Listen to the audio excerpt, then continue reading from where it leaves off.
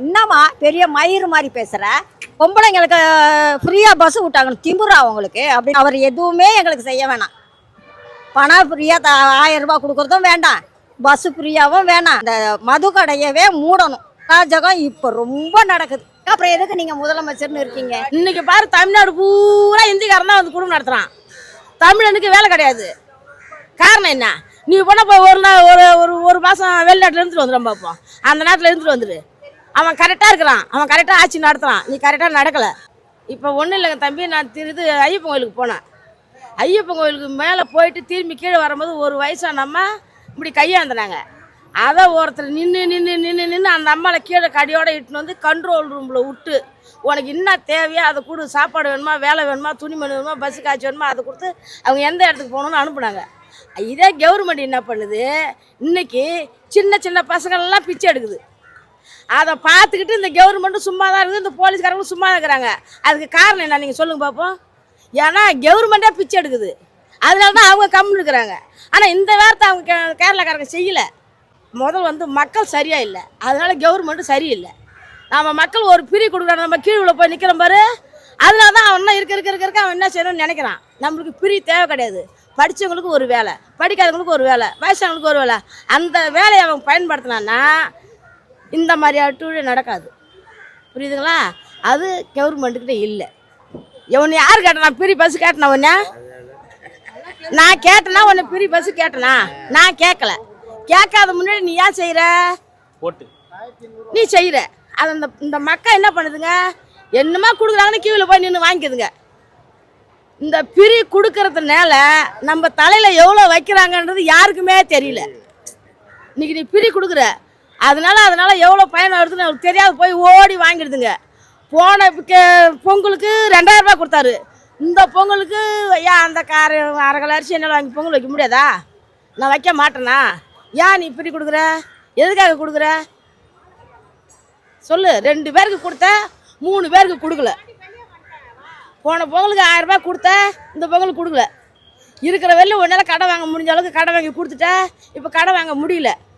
இந்த கடனெல்லாம் அடுத்தபடி வரவன் தலைமையில் வச்சா அவன் என்ன பண்ணுவான்? அவன் என்ன நம்மளுக்கு பிரி கொடுப்பான்? அவனால் எப்படி கவர்மெண்ட் நடத்த முடியும்?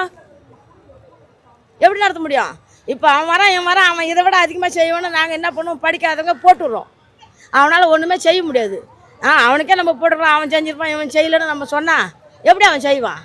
எதையும் செய்ய மாட்டான். அவர் சாராயத்தை ஒழிச்சிடும், போதையை ஒழிக்கிறோன்னு சொல்கிறாரு அவர். முதல்ல அவர் கம்பெனி நிறுத்த சொல்லுங்கள், போதை அவங்கள நிறுத்திடுவாங்க. இன்னைக்கு 100% குடும்பம் தாலி இல்லாத அலையுது, வாழ்க்கை இல்லாத அலையுது. காரணம் என்ன? எதுக்கு? நீ இன்னைக்கு சொல்ற போதை இல்லாத நம்ம நடத்துவோம்னு சொல்ற. முதல்ல நாம் நடத்தணும், அப்போதான் அடுத்தவங்க நடத்துவாங்க. நீ என்ன சொல்லிட்டு வந்த? எதையும் நான் பண்ணுவேன், நிறுத்திடுவேன். இருக்க அதிகமாக தான் போகுது. இன்னைக்கு என் குடும்பமே நடத்தலை நிற்குதியா? நீ என்னை மைக்க கையில் கொடுத்து நீ என்னை கேட்குற, நான் என்ன சொல்கிறது சொல்லு? படித்தவன் 5 பேர் வேலை செய்வான், படிக்காதவன் 3 பேர் இருக்கிறான். நீ 1000 ரூபாய் கொடுக்குற, அதை வாங்கி போய் ஒயின் ஷாப்பில் கொடுக்குறான். நீ இன்றைக்கி நான் பஸ்ஸில் வரேன், என்னை அவங்க உட்காந்துல ஏந்திரிக்க சொல்கிறான். நான் காசு கொடுத்து டிக்கெட் வாங்கினா நீ பீரை வர ஏந்திரமான்றான். நான் ஏன் கேட்டேன்? எனக்கு பிரி கொடு. நான் கேட்டேன், ஏன் கொடுக்குற? எதுக்கு கொடுக்குற? அதுவே நான் 2 மாதத்துக்கு தான் நான் அந்த பஸ்ஸில் வர முடியும் ஃப்ரீயா. அதுக்கப்புறம் நான் வர முடியாது, பைசா கொடுத்து தான் வர முடியும். புரியுதா? இவன் நீ என்ன சொல்லிட்டு வந்த? நான் குடிமகனை எடுத்துறேன் நீ சொல்கிற. நான் பிரி கேட்கவே இல்லை. ஒன்று பிரியா எதுவும் எந்த பொருளும் கொடுக்காத. ஏன் கொடுக்குற?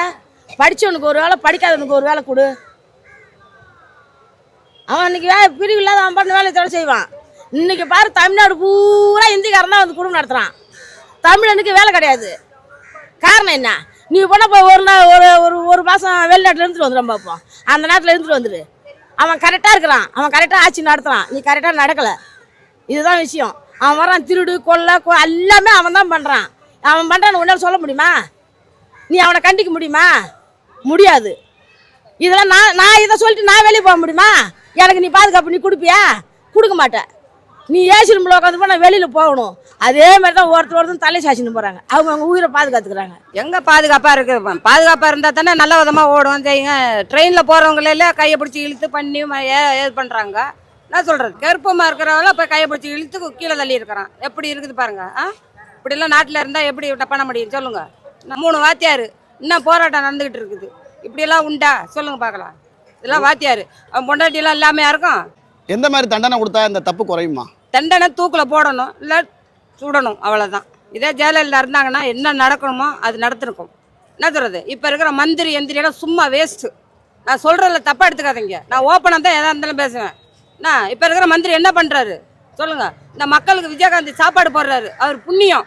என்ன சொல்கிறது? இப்போ இருக்கிற மந்திரி என்ன கொடுக்குறாரு சொல்லுங்கள் பார்க்கலாம்?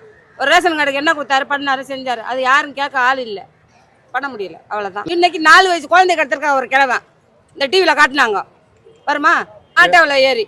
அதுவும் தப்பு பண்ணலாமா? இங்கிட்ட ஒரு ஆள் இங்கிட்ட ஒரு ஆள் என்ன அதை பிடிச்சி இழுத்து பண்ணி செஞ்சு கொடுமை படுக்கிறாங்களே, இதெல்லாம் ஆம்பளையில தூக்கில் போடணும். பெண்களுக்கு பாதுகாப்பே கிடையாது.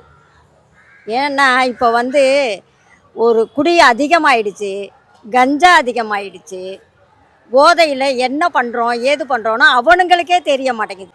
ஏன்னா இவர் ஃப்ரீயாக பஸ்ஸு விட்டுருக்காரு, எங்களுக்கு ரொம்ப நிம்மதி தான், வரோம் ஃப்ரீயாக வரோம், நாங்கள் எவ்வளோ தூரம் வேணாலும் ஃப்ரீயாக போகிறோம், ஃப்ரீயாக வரோம். வேணாம் எங்களுக்கு அந்த ஃப்ரீ காசு கொடுத்து நாங்கள் போகிறோம், உழைச்சி நாங்கள் சம்பாரித்து அந்த காசை போடுறோம். ஆனால் தயவுசெய்து அவருக்கு ஒரு கும்பிடு, மதுவையே நிறுத்த சொல்லுங்கள், இந்த போதையவே நிறுத்த சொல்லுங்கள், குடும்பமும் நல்லாயிருக்கும். என் பிள்ளை 5 மாதத்துக்கு முன்னாடி குடி போதையில் எவ்வளவோ சொல்லி பார்த்தேன், கேட்கல. குடி போதையில் ஆக்சிடெண்ட்டில் செத்துட்டான். அது மாதிரி எத்தனை குடும்பம் அது மாதிரி அழியுது. மாதம் 1000 ரூபாய் கொடுக்குறாரு பாருங்க, அந்த 1000 ரூபாயை கூட ரேஷன் கார்டு அந்த கார்டை பிடுங்கின்னு போய் அவனுங்க அந்த காசை வாங்கி அதை ஏடிஎம் கார்டை வச்சு அதை வச்சு பிடுங்கி தின்னுறானுங்க. 1000 ரூபாய் வருது இல்லை, குடு, என் குடும்ப தலைவன் நான் தானே, குடு அப்படின்னு சொல்லி அதை பிடுங்கின்னு போய் குடிக்கிறானுங்க. அந்த 1000 ரூபாய் இருந்தாலும் ஏதோ ஒரு 4 நாளைக்கு சாப்பாடு செய்யலாம், குழந்தைங்கள பார்த்துக்கலான்னு எவ்வளவோ நம்பிக்கை நாங்கள் இருந்தோம். அந்த 1000 ரூபாய் வருதே, நம்ம கூட பிறந்த பிறப்பு மாதிரி நம்மளுக்கு கொடுக்குறாரே, நாங்கள் சந்தோஷப்பட்டோம். ஆனால் அந்த பணம் கூட ஒட்ட மாட்டேங்குது எங்களுக்கு. ஒரு வீட்லேயும் ஒரு 2 பேர் 3 பேர் குடிகாரனுங்க இல்லாமல் இல்லை, கஞ்சா அடிக்காத இல்லை, ஒன்றும் இல்லை. இந்த கோயம்பேடுக்கு நான் பூ வாங்க வரேன், முந்தா நாள் 5 மணிக்கு நான் வரேன், ஃபஸ்ட்டு பஸ்ஸு. அந்த டிரைவரே டென்ஷன் ஆகிட்டார். 5 பேர் ஃபுல் போதையில் ஒரே சண்டை அடித்து அந்த ஆளை எப்படி அந்த ஆள் பஸ் ஓட்டுவார்? பஸ் ஓட்டாமல் அப்படியே நிறுத்திட்டு அந்த ஆளுங்களை இறக்குங்க அப்படின்னா, என்னம்மா பெரிய மயிறு மாதிரி பேசுகிற? பொம்பளை பசங்க பொம்பளைங்களுக்கு ஃப்ரீயாக பஸ் விட்டாங்க, திமுறா அவங்களுக்கு அப்படின்னு கேட்குறானுங்க. அந்த குடிகாரனுங்க கேட்குறானுங்க, திமுறா உங்களுக்கு ஃப்ரீயாக விட்டாங்கன்னு அப்படின்னு வந்து உரசிக்கிட்டு வந்து உட்காரானுங்க சீட்டில். அந்த அளவுக்கு என்ன இருக்குது அவனுங்களுக்கே தெரில, மாடு மாதிரி குடிச்சிட்டு அவனுங்களுக்கு என்ன பண்ணுறோன்னு தெரில. தயவுசெய்து அந்த அவர் எதுவுமே எங்களுக்கு செய்ய வேணாம். பணம் ஃப்ரீயாக 1000 ரூபாய் கொடுக்குறதும் வேண்டாம், பஸ்ஸு ஃப்ரீயாகவும் வேணாம். அவர் நல்லா ஆச்சு, திருப்பியும் அவர் வரணும், அவர் நல்லா இருக்கணும்னா இந்த போதை இந்த மது கடையவே மூடணும். அது ஒன்று செஞ்சார்னா அவருக்கு கோயில் கட்டி கும்பிடலாம், யார் வந்தாலும் சரி.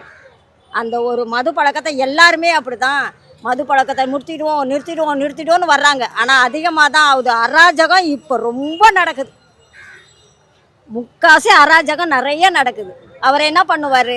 இப்போ அந்த அம்மா சொன்ன மாதிரி இந்திக்காரங்க முக்காசி பேர் மெரினா பீச்சில் போய் பாருங்கள், தமிழ் ஆளுங்க ஒரு 50 பேர் இருந்தாங்கன்னா 1000 பேர் இருக்காங்க இந்திக்காரங்க வந்து திணிச்சிட்டாங்க. இப்போ அவர் தமிழன்னு சொல்கிறாரு, இப்போ நம்ம முதலமைச்சர் தமிழன், ஒரிஜினல் தமிழன். ஆனால் அந்த தமிழர் வந்து இருக்கிறாரா? இப்போது தமிழர் இன்னும் கொஞ்ச நாள் போனால் நாங்கள் தமிழ் ஆளுங்களே இங்கே இருக்க மாட்டாங்க, இந்திக்காரங்க தான் ஆட்சி ஆளுவாங்க. தமிழ்காரங்க எங்கன்னா ஓடிட வேண்டியதான், திருச்சி மதுரை சைடு ஓடிட வேண்டியதான்.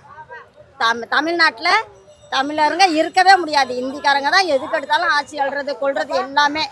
அந்த அளவுக்கு உள்ளே விட்டுட்ருக்காங்க. நீங்களும் கம்முன்னு தான் இருக்கீங்க, நம்ம இந்திய ஆளுங்களை உள்ளே விட்டுட்டு இருக்கீங்க. நான் என்ன பண்ணுறதுன்னா நீங்கள் ஸ்டெடியாக இருந்தீங்கன்னா எவனுமே உள்ளே வந்து நுழைய முடியாது. என் நாட்டுக்குள்ளே எதுக்கு வர்றீங்க கொள்றீங்கன்னு கேட்கலாம் தாராளமாக. நம்ம இடம் இது, நம்ம இடத்துல இன்னொருத்தன் வந்து ஆள்றான் அப்படின்னாக்கா அப்புறம் எதுக்கு நீங்கள் முதலமைச்சர்னு இருக்கீங்க?